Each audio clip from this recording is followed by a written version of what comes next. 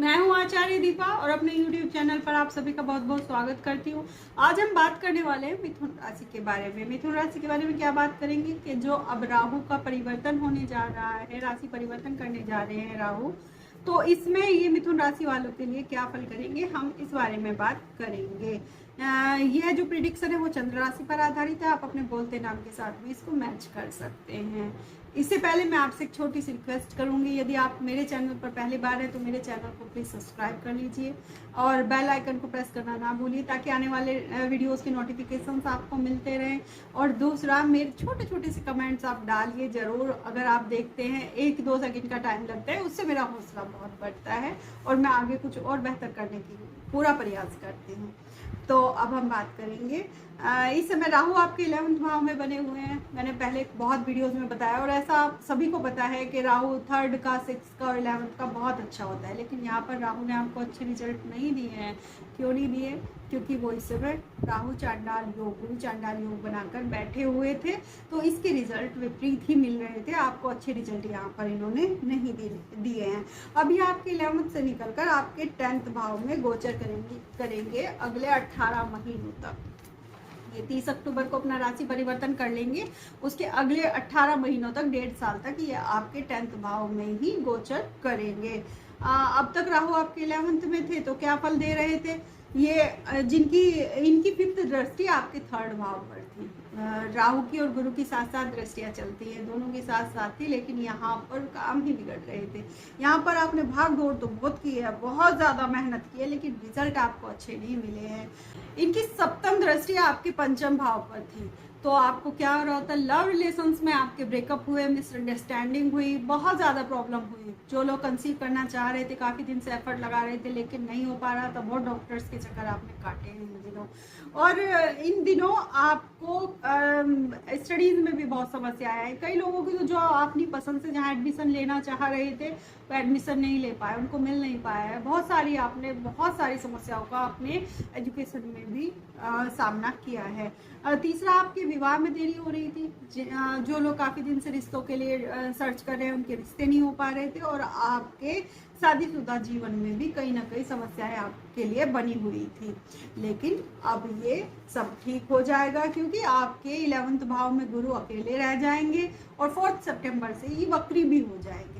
तो जो इन्होंने गड़बड़ की है, पहली बात तो ये इनको सबको ठीक कर देंगे, और राहु महाराज 30 अक्टूबर को आपके 10th भाव में चले जाएंगे, या आपके कर्म भाव में आ जाएंगे राहु महाराज। तो आपके करियर में 100% तो खैर बहुत बड़ी बात हो जाती है, 100% में तो हम भगवान बन जाते हैं, लेकिन 95% आपके परिवर्तन जरूर होंगे। जो लोग जॉब के लिए बहुत दिन से परेशान हैं, उनको जॉब कहीं ना कहीं मिल जाएंगी। दूसरी बात है, आपके करियर में परिवर्तन कुछ ना कुछ होंगे। आप अपनी कंपनी चेंज कर देंगे, या आपके ट्रांसफर हो जाएंगे इन दिनों, लेकिन उससे भी आपको लाभ ही होगा। लाभ कब होगा?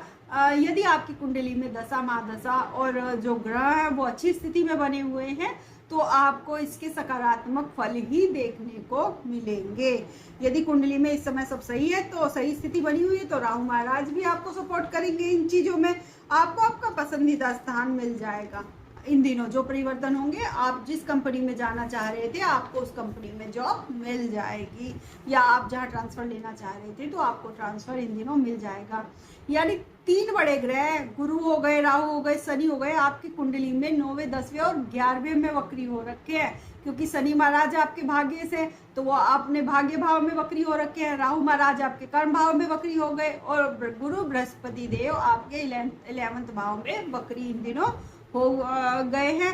तो आपको इस समय भाग्य का भी साथ मिलेगा, क्योंकि आपके भाग्य जो मैंने बताया शनिदेव, वो आपके 9th भाव में वक्री भी है, और गुरु बृहस्पति देव आपके, ये मैंने अभी आपको बताया कि वो अब अकेले रह जाएंगे। वक्री तो वो हो ही जाएंगे 4 सितंबर से, लेकिन वो अब अकेले भी हो जाएंगे, तो अपने जो फल हैं वो और अच्छे से दे पाएंगे। क्योंकि जो वक्री ग्रह हो जाता है वो विपरीत फल भी देता है। तो विपरीत क्या देगा? जो इन्होंने गड़बड़ की है ना सारी, उनको सबको वो समेट लेंगे इस टाइम पर।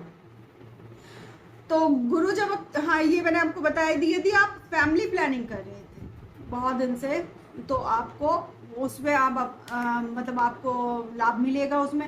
और एक बहुत बड़ी बात हो रखी थी यहाँ पर, क्या हो रखा था, जो लोग फैमिली प्लानिंग कर रहे थे वो तो कंसीव नहीं कर पा रहे थे, लेकिन बच्चों के साथ, जिनके बच्चे बड़े हैं उनके बच्चों के साथ उनकी बन नहीं रही थी इस समय। आप कह रहे थे पूरब को चलो, वो पश्चिम को जाएंगे, आप कह रहे थे ये पढ़ो, वो ये पढ़ेंगे, मतलब कुछ भी नहीं सुन रहे थे आपकी। कुछ ना कुछ विवाद आपका संतान पक्ष के साथ में या उनके हेल्थ इशूज चले हुए थे कुछ ना कुछ। तो जो शादी में रुकावटें आ रही थी वो इस समय वो दूर हो जाएंगी, क्योंकि गुरु बृहस्पति देव आपकी शादी करवाने का वैसे भी काम करते हैं, तो ये आपकी शादी कहीं ना कहीं अब फिक्स करवा देंगे, आपके लिए अच्छा रिश्ता ये यहाँ पर ले आएंगे। आपको क्या करना है, आपको यहाँ पर कुछ कुछ चीज़ों का ध्यान देना है, क्योंकि गुरु आपके अब चेंज हो गए हैं, सॉरी राहु आपके अब 10th भाव में आ गए हैं। तो आपको किन किन चीज़ों पर ध्यान देना है उनको आप थोड़ा सा देख लीजिए। यदि आप अपने कुटुंब परिवार में मतलब आपके हैं अच्छे संबंध हैं, होने भी चाहिए, लेकिन इस समय अपनी वाणी पर थोड़ा सा ध्यान दीजिएगा, मधुर बातें बोलने की कोशिश कीजिएगा, आवेश में आकर कुछ भी ऐसा ना बोले कि सामने वाले को बुरा लग जाए और शत्रु आप बना लेंगे। अगर आप अपनी वाणी खराब करेंगे आप अपने मित्रों से दूर हो जाएंगे, इन दिनों शत्रु आप बना लेंगे। कुछ भी ऐसा घमंड वाली बातें ना कीजिएगा। जल्दबाजी में किसी भी प्रॉपर्टी में इन्वेस्ट नहीं कीजिएगा, बिल्कुल भी बहुत सोच समझ के कीजिएगा। माता के स्वास्थ्य का आपको ध्यान रखना है या माता से अनबन नहीं करनी है इन दिनों। बहुत जल्दी में कोई भी लोन नहीं लेना है। किसी ने कह दिया कि इसको ले लो, इसकी तो बहुत कम, ये फ़ोन आते रहते हैं, दोस्त भी कई बार बता देते हैं, तो लोन नहीं लेना है। और हाँ, किसी को पैसे उधार नहीं देने हैं बिल्कुल भी। और देखिए, ज़रूरत तो एक अलग बात होती है, ज़रूरतों पर चीज़ें चलती है।